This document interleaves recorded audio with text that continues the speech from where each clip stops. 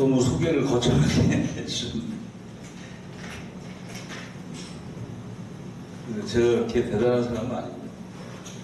이제 한 가지 오늘 이 자리에서 여러분들한테 이제 말씀 드릴 수 있는 자격은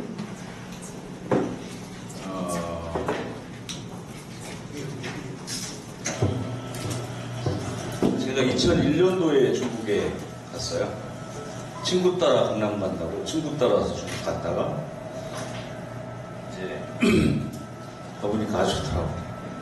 중국 칭다오로 처음에 갔는데 2001년도에 제 친구가 거기서 영어 학원을 하게 됐어요. 재미교포이신 형님, 친형님이 이제 그 미국 아틀란타에서 만난 중국분이 칭다오에 사시는 분이어서 그분 명의로 칭다오의 영어 학원을 개설하고 자기 친동생인 제 친구한테 영어 학원을 운영을 하라. 그렇게 하고 학원까지 차려주고 미국에서는 미국 선교사들을 매년 휴가 때 보내주고 원어민들을 그렇게 해서 영어 학원을 운영을 하고 있는데 문제가 뭐냐면 제 친구가 영어를 하나도 못해요. 그래서 저보고 이제 한국에 전화가 와가지고 일단 중국어 영어 선생님으로 운영을 하고 방학 때 원어민들이 오시게 되는데 중국 영어 선생님들 채용하는데 인터뷰를 좀 해달라고. 제가 영어를 좀 하지 않습니까?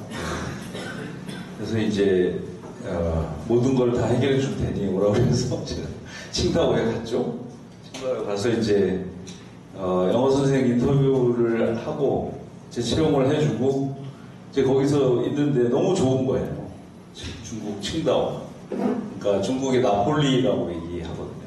아주 아름답고 그 카리스마가 있는 도시는 아니지만 매력이 있는 도시라고. 이쁘고 매력이 있다 이렇게 얘기하거든요. 칭다오를.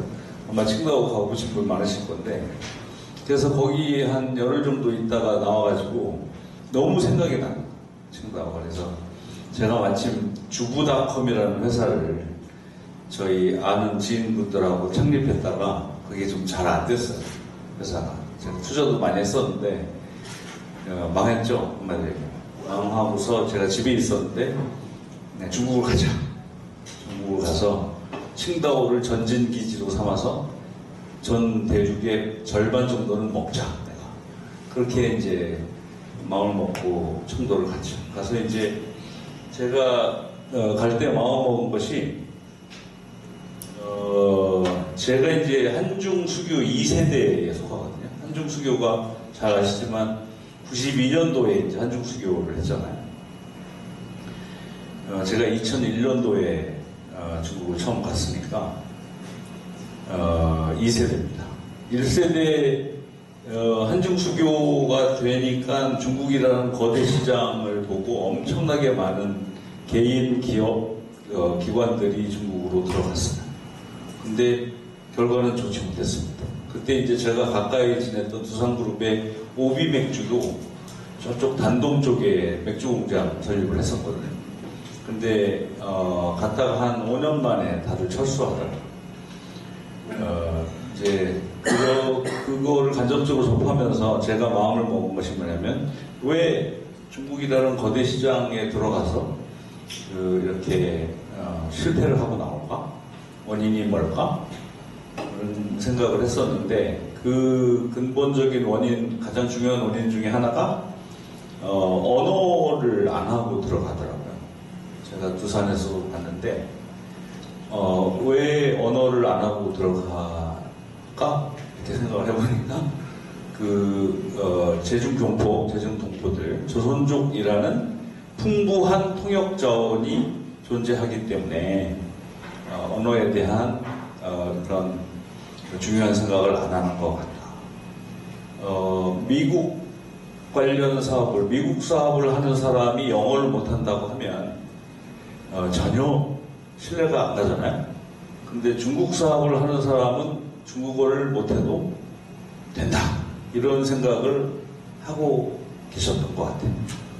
그 이유는 풍부한 통역 자원 때문에 그런 건데, 그것이 뿌리가 돼서 잘못된 거다. 시작은 거기서부터 잘못된 거다. 첫 단추를 잘못 낀 거다. 언어는 잘 아시겠지만 보기 위한 거고 듣기 위한 거고 말하기 위한 거잖아요. 그죠? 정보 인포메이션을 전혀 수집을 못하는 거죠, 사실. TV도 못 보는 거고 라디오도 못 듣는 거고 다른 사람이 하는 얘기를 못 듣는 거고 중국 사람들끼리 하는 얘기를 못 듣는 거죠. 그죠? 그 다음에 하고 싶은 말이 있어도 못 하잖아요. 어떻게 보면은 국내에 좀 표현이 뭐하지만 특급 장애인이 문화도 다른 곳에 가서 비즈니스를 하는 거예요. 사업을 하는 거죠. 주재원으로 나가든지. 말도 안 되는 거죠. 그러니까 애초부터 시작부터 실패는 예고돼 있었다.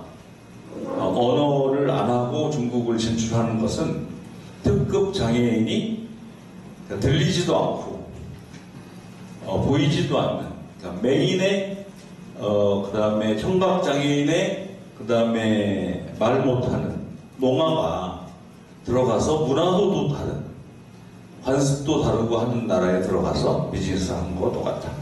그래서 제가 마음을 먹은 것이 언어가 어느 정도 수준이 되기 전까지는 내가 비즈니스를 벌리지 않겠다. 그렇게 마음을 먹고 독을 품고 이제 중국을 했죠. 그래서 이제 8개월 만에 그때 당시에 HSK 8급을 땄어요. 8개월 만에 병원부터 공부해서 8개월을 따놓고 보니까 저희 이제 중국어 선생님이 네 부스글 너는 사람이 아니다. 그렇게 얘기를 하더라고요. 너는 독한 놈이다. 이제 저는 독한 놈이 아니라 제가 이제 언어에 좀 외국어의 소질도 좀 있고 제가 영어도 좀 하고 일본어도 좀 하는데 언어의 소질도 있었지만 저는 방법의 문제라고 생각했어요. 그래서 제 방법을 나중에 이제 글로 써놓은 것도 있는데 외국어 학습의 왕도라는 그래서 기회가 되면 여러분들한테 이제 또 기회를 주신다면 한번 소개를 할 기회가 있겠습니다. 이제 서론이 좀 길었는데요. 오늘같이 이제 날씨가 너무 더우신데도 불구하고 이렇게 중국에 대한 관심 옛날보다는 관심이 많이 줄어든 것 같아요. 그거는 이제 여러 가지 이유가 있는데 중국에 대한 제가 중국에 한 15년 정도 살다가 한국에 들어와서 한국 사람들을 만나봤더니 중국에 대한 트라우마가 있다. 이게 중국을 두려워하거나 중국에 대한 원망 같은 게 많이 있고 주위에 한두 사람 정도는 꼭 중국에서 사업하다가 실패하고 온 사람들이 있고 중국 얘기를 꺼내면 별로 그렇게 좋지 않은 기억으로 부정적인 인식이 상당히 많은 거에 놀랐습니다. 제가 사실 저는 그런 줄 몰랐거든요. 거기서만 이제 15년 살다 보니까 그래서 이게 뭘까? 상당히 그럴만 하더라고요. 실제로 원인은 반반이라고 봅니다. 저는 중국이 가지고 있는 이제 텃세 같은 것도 있고 찌에찌엔이라는 빌리다? 임대차 계약할 때 차자잖아요. 찌엔.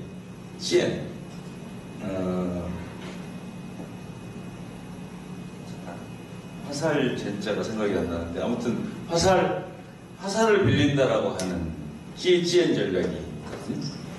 그러니까 개혁개방의 핵심 키워드입니다. 찌엔. 화살을 빌린다. 그 적벽대전 하기 전에 그죠? 제갈량이 오나라에 조조에 의탁을 했었죠. 그래서 위나라 조조 제갈량한테 얘기를 합니다. 너 일주일 안에 화살을 30만 개를 만들어 와. 제갈량이 신통한 사람이라 때를 기다리죠. 그래서 바람의 방향을 보고 배를 띄웁니다. 근데 배 위에는 실제로 사람이 있는 게 아니라 허수아비를 이제 만들어서 배를 띄우죠. 밤에 그것도. 그러니까 바다 위에는 이제 안개가 껴있고 그래서 이제 적이 온 줄 알고 오나라 군사들이 화살을 엄청 쏘잖아요. 그래서 화살을 초과 달성하죠. 30만 개를 얘기해서 한 40만 개를 해다가 이제 갖다 주는 거죠.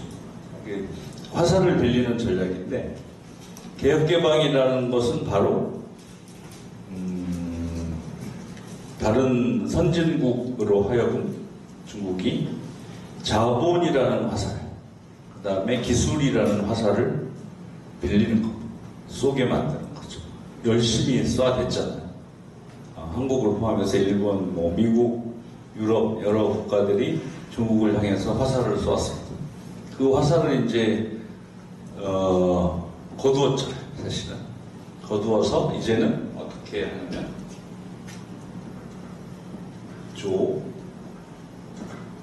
조주취, 이제는 밖으로 나가자, 조주취 전략으로 하는 거죠. 무서운 사람들이죠. 그래서 예를 들면 여러 가지 분야가 다 그랬지만, 공업기술이나 이런 부분들을 화살을 많이 빌렸지만, 자본이라는 화살도 빌렸지만, 그 환경 폐기물 같은 경우도 우리나라의 엄청난 우수한 기술들을 많이 사실은 갖다 바쳤어요. 제가 거기에 앉아 있어 보면, 이분들이 또 기술을 바치러 왔구나, 이제 그런 느낌이 들 정도로, 실제로 이제 공산당 각 지자체 서기들이나 부서기들, 공무원들한테 엄청난 예산을 줘가지고 접대를 하게 하잖아요. 술을 엄청 먹이고, 그 다음에 마치 계약을 할 것처럼 끝까지 하다가 결국은 기술이 다 넘어온 다음에는 계약을 안 해주고, 이런 일들이 비일비재합니다. 제가 그런 사례들을 부지 기술로 많이 봤는데요. 그게 이제 화살을 빌리는 구체적인 프로세스예요. 그거를 교육을 시키고, 그걸 가르치고, 그 접대비를 안 쓰면 오히려 문책하고, 접대비를 써야 되고, 한국 사람들, 외국 사람들을 만나야 되고, 외국 기업인들을 만나게 하고, 그건 다 이제 화살을 빌리기 위해서 하는 거죠. 이제 그런 예에서 볼 수 있듯이, 우리가 화살을 쏘고 있는데 화살을 쏘고 있다라고 하는 거를 의식을 못 하잖아요. 근데 의식을 하려면 어떻게 해야 돼요? 생각을 바꿔야죠. 어떻게 바꿔야 돼요? 중국 내부의 시각으로 봐야죠. 내가 지금 이 사람들이 화살을 쏘기를 바라는구나 라고 하는 좀 엄청난 거죠. 제 비지기이고 그런 겁니다. 그래서 제가 오늘 이제 말씀드리려고 하는 것이 사실은 그런 중국의 속살인데, 중국의 내부의 맥락으로 좀 봐야 되겠다.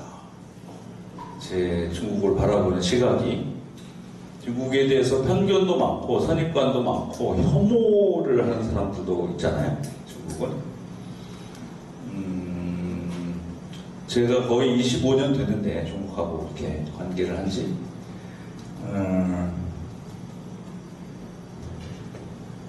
어쨌거나 이웃이잖아요. 우리한테는 중국이라는 이런 거대한 시장을 지척에 두고 있다는 것은 하늘이 내린 겁니다, 사실. 그러니까 어떤 이념을 떠나고 무슨 어떤 감정을 떠나고 역사를 떠나고 뭘 해도 그 중국이라고 하는 G2 중에 하나가 이렇게 가까이 1시간 비행기를 타고 가면 갈 수 있다는 게 얼마나 우리한테 축복인지 모르죠. 그런 시장이 어디 있다는 게.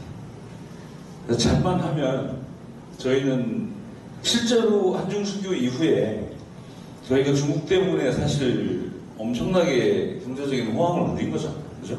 중국 입장으로 봐서는 최대의 수입국이자 수출국이었고, 한국 입장에서는 최대 수출국이었고, 그랬단 말이죠. 그러니까 그런 거를 실제로 누렸으면서도 이념적으로 중국을 싫어한다거나 그걸 또 조장한다거나 이제 그런 경우가 많이 있었던 것 같아요. 큰 문제입니다. 그건 진짜 제가 봤을 때 큰 문제고, 그거를 조장하는 메커니즘을 제가 잘 알고 있어요. 특히 이제 레거시 미디어들이 문제라고 생각하거든요. 그들이 어떻게 기사를 쓰는지를 제가 옆에서 많이 지켜봤는데 소설을 쓰는 거죠. 게으르게 취재 발로 뛰지 않고 중국 친구들한테 크로스로 취재하지 않고 그냥 소설을 쓰는 거예요. 자료는 뭐냐? 뭐 예를 들면 미국의 그 보수 그 우파 이제 연구소들 같은 것들이 있거든요. 네, 그런 데서 어디에다 주냐면 보이스 오브 아메리카 같은 그런 방송국에 아니면 그 보수 그 홍콩에 보면은 파룬궁 계열의 언론 매체들이 있어요. 반중국, 반공산당 매체들 그런 쪽에 이제 자료들을 막 흘린단 말이죠. 그런 데들을 자료로 해서 많이 기사도 쓰기도 하고 그런 데들이 대부분 자극적인 내용들이 많아요. 요즘 뭐 많이 나오는 시진핑 실각설 막 이런 거 있잖아요. 시진핑 건강 이상설 뭐 한 달 반 동안 무슨 사라졌었다 막 이런 내용들 내부 권력 갈등 이런 문제들 많이 있는데 그런 거에 출처를 보면 그런 것들이 가능성이 상당히 커요. 물론 요즘 시진핑에 대한 얘기는 근거도 어느 정도 있는 것 같아요. 근데 그들이 하는 얘기가 다 맞지는 않습니다. 그리고 우리나라 특히 이 조중동이나 이런 그 레거시 미디어에서 나오는 중국 관련 기사들이 상당히 가짜뉴스가 많다. 소설이 많다. 픽션이 많다. 어떤 좀 악의적인 시각을 가지고 중국을 좀 폄하한다거나 이제 그런 시각으로 쓴 기사들이 많다. 그래서 유념해서 보셔야 된다. 유튜브 채널도 그런 채널들이 가끔 있더라고요. 뭐 유수한 언론사 간부 출신인 분이 이렇게 운영하시는 유튜브 채널도 있는데 그럴듯해요. 상당히 점잖게 얘기하시고 신뢰감도 상당히 가게 말씀을 하시는데 그런 내용들 소스들을 보면은 문제가 있다. 그런 경우를 많이 봤고요. 그래서 중국 내부의 시각으로 좀 보려고 하는 노력을 해야 된다. 그러기 위해서는 가급적이면 중국어를 좀 배우시려는 노력을 하실 필요가 있다 생각이 듭니다. 언어가 기본이잖아요. 그죠? 언어를 못하고 베트남어를 잘 못하면서 베트남 비즈니스 하면 되겠습니까? 그죠? 중국말을 못하고 중국 비즈니스 하면 되겠습니까? 끝이 좋겠습니까? 중간엔 잘 나가더라도 사업이라는 게 결국은 털고 일어날 때 잔고가 남아있어야 되는데 끝까지 가지 못하는 거죠. 그래서 그런 절반의 이유는 우리한테 있다. 저는 그렇게 봅니다. 절반의 이유는 중국한테 있죠. 당연히.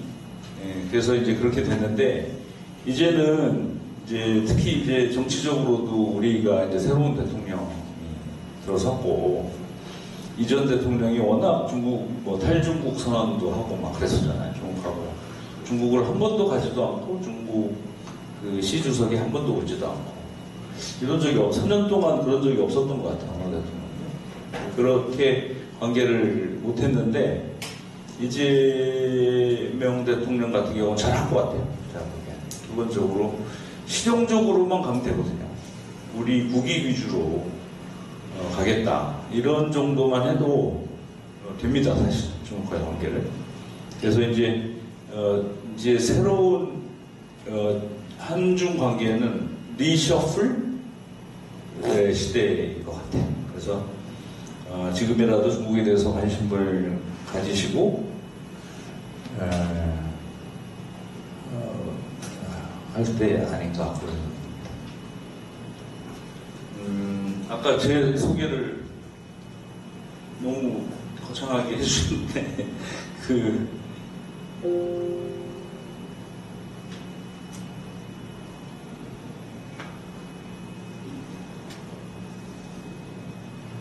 제 이마가 저렇게 좀 혐오스러운데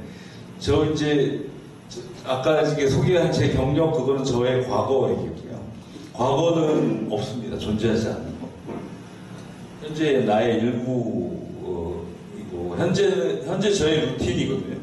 제가 도봉산 근처에 사는데 거의 매일 도봉사를 갑니다. 아침에 요즘 같으면 좀 일찍 일어나잖아요. 6시 정도 일어나면 일출을 볼 때도 있고, 겨울에는 아침에 매일 가서 체조하고, 원통사 가서 체조하고, 벽팔배 드리고, 그리고 내가 불교 신자가 아니어서 불상을 등지고 태양을 향해서 벽팔배를 합니다.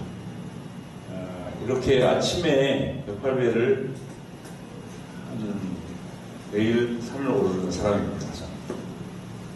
그 다음에 제가 추구하는 게 뒷모습이 아름다운 사람이 되자. 앞모습은 그 사람의 실력이고 뒷모습은 그 사람의 품격이다 라는 게 제 생각이고, 뒷모습이 아름다운 남자가 되자 라는 게, 저 사진은 제 뒷모습입니다. 실제로 제 중국 파트너 연석이라고 있는데 그분이 찍어준 사진이거든요. 제 페이스북에 바탕 화면으로 되어 있습니다. 오늘 이제 제가 말씀드린 내용이, 제목이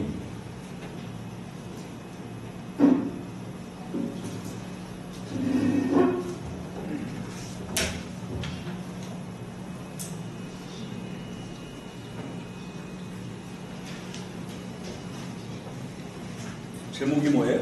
오늘 제 강연 제목이 뭡니까? 키워드로 본 중국의 속살입니다. 그러니까 제가 이제 중국을 살면서, 제가 전공이 사회학이거든요. 물론 공부는 별로 열심히 안 했지만 사회학적인 그런 어떤 개념이나 이런 걸 가지고 중국 사회에서 살아보면서 중국의 키워드들을 몇 개가 아니라 아주 많이 좀 정리를 한 게 있어요. 그래서 틈틈이 이제 고대 민주동호회 신문에도 연재를 하고, 제 나름대로 책을 내기 위해서 원고를 써놓은 게 있습니다. 그래서 그 중에 좀 골라가지고 여러분들한테 말씀을 좀 드리려고 하고요. 이 중에는 뭐 우리가 흔히 들어왔던 단어도 있고, 전혀 들어보지 못한 단어도 있을 겁니다. 그래서 제가 골라놓은 키워드가 한 150개 정도 되거든요. 한 금년 연말쯤에 제가 책을 내려고 하고요. 이번 달 말에는 제가 중국의 속살 시리즈 중에 첫 시리즈로 중국 병원의 속살이라고 하는 책이 이번 달 말에 나옵니다. 여러분, 교보문고에도 있을 거니까요. 사실 되게 재밌게 잘 썼습니다. 제 나름대로. 제가 이제 의료 분야를 일을 하잖아요. 제가 하는 일이 저희 카우에서 하는 일 중에 하나가 한국 의료 시스템을 해외에, 중국에 수출하는 일을 하거든요. 그 중에 저희가 강한 분야가 치과 분야예요. 그래서 우리나라 치과 의사님들, 그 다음에 치과 시스템이 아주 잘 돼 있거든요. 세계적으로 임플란트 제조회사가 제일 많은 나라가 우리나라입니다. 스위스 ITI 수준의 오스템이나 메가젠이나 뭐 덴티움이나 DO 이런 회사들, 포인트 임플란트, 이런 아주 세계적인 그 수준의 기술 수준의 임플란트 회사를 한 40여 개 있어요. 그래서 되게 특이한 나라고, 그 다음에 치과 의사 1인당 임플란트 식립 개수가 10,000개 이상이 넘는 의사 절대 숫자가 제일 많은 나라, 우리나라. 그리고 우리 전 국민이 오스템 임플란트 식립을 제일 많이 한 나라예요. 선진국 수준입니다. 그래서 우리나라 치과가 상당히 기술 수준도 높고, 그 다음에 치위생사들의 수준도 높고, 그 다음에 서비스 CS 수준도 상당히 높고, 그래서 근데 반면에 중국은 3년제 전문대학 출신 의사가 비중이 한 70%가 돼요. 의대가 3년제 의대가 있어요. 제 책에 보면 다 나오는데, 늘어나는 의료 수요를 커버하기 위해서 이제 3년제로 빨리 배출하는 거예요. 3년 공부하고, 의학 공부하고 병원에서 근무하기 시작해서 어시스턴트 닥터로 일하다가 3년 정도 일하면 원장이 추천하면 이제 정식 의사 시험을 볼 수 있게 하는 그런 의사들은 공공의사 개념으로 대부분 2, 3선 도시, 농촌 지역에 파견을 하죠.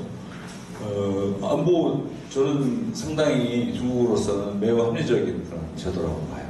그러다 보니 어떻게 돼요? 우리 수준이 전반적으로, 평균적으로 매우 떨어져 있죠. 아주 재밌는 얘기가 많이 있습니다. 이렇게 중국 병원에 얽힌 얘기, 재밌는 얘기 많이 있는데, 아무튼 그래서 이제 그 키워드를 중심으로 제가 말씀을 드릴게요. 첫 번째 키워드는 관시입니다. 관시. 관시 다 들어보셨죠? 관시가 뭐죠? 관시? 관계죠, 관계. 관계인데,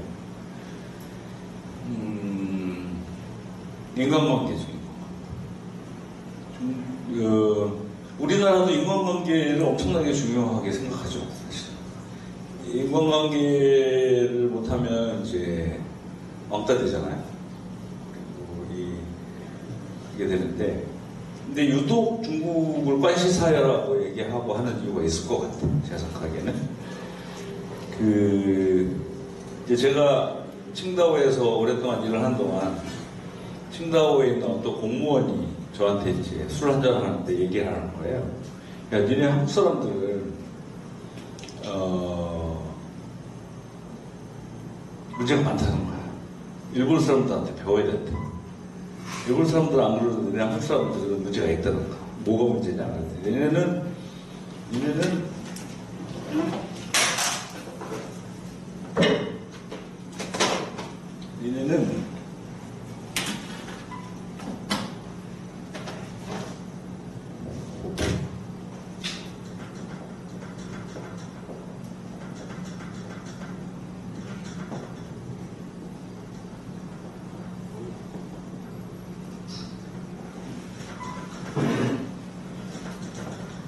자오관시는 매우 잘하는데 추리관시를 못한다. 관시를 참는 거는 기가 막히게 참는데 절박할 때는 관시는 엄청 잘 참는데 평소에 관시 처리를 못한다. 이제 그런 얘기예요. 고질적인 문제, 한국 사람들. 내가 접하는 한국 사람들 대부분이 그렇더라. 이제 그런 얘기거든요. 자오관시, 관시를 찾다는 매우 잘하죠. 아니, 중국에 와서 사업을 하는데 이렇게 막히는 거예요. 그러면 사람 찾아가지고 하잖아요. 그죠? 현지 사람 찾아서 그것도 한 달이, 두 달이, 세 달이 건너서 이렇게 사람 찾아가지고 결국은 일 처리하잖아요. 근데 이러고 나서 일이 됐어요. 일을 해결해 줬어. 인사를 해야 될 거야. 인사를 안 한다는 거야. 입을 딱 씻는다는 거야. 그런 사람들이 많고, 평소에 관시 추리를 안 한다. 평소에 관시 추리. 그러면서 이제 쭉 얘기하는데, 이 사람이 하는 얘기가, 우리 중국 사람들은 춘절 관시 같은 걸 한다. 해줘. 춘절 관시가 뭐냐? 춘절이 뭔지 아시죠? 춘절이 뭐예요? 예? 설날, 구정. 구정을 춘절이라고 합니다. 춘지에. 구정 춘절이라고 하는데, 춘절 관시를 한다는 거예요. 예를 들면 어떤 이제 공장을 하시는 분이 올 한 해에 생산 라인을 확장을 하고 싶어요. 라인을 확장을 하고 싶은데, 이거 하려면은 이제 공산국에도 구청에도 허가를 받아야 되고 여러 군데 이제 걸쳐 있을 거 아닙니까? 이거를 인허가도 좀 받아야 되고 여러 가지 관계되는 공무원들이나 이런 갑들이 있잖아요, 갑들. 그래서 춘절이 휴가가 길어요. 한 15일 됩니다. 15일 동안 그걸 하는 거예요. 1년 사업 계획에 맞춰서 관시 리스트를 만드는 거죠. 관시 리스트를. 그래서 인사해야 될 사람들 쭉 리스트를 만들어서 부청에 무슨 국장, 그 밑에 담당 누구 이렇게 해서 리스트를 만들어서 밥을 사죠. 밥을 삽니다. 밥만 사느냐? 홍바오를 이따 이제 키워드나 홍바오를 준비를 하죠. 빨간 봉투 안에 뭘 넣어서 돈을 넣어서 빨간 이민패를 넣어가지고 이제 준비하고 선물도 하고 담배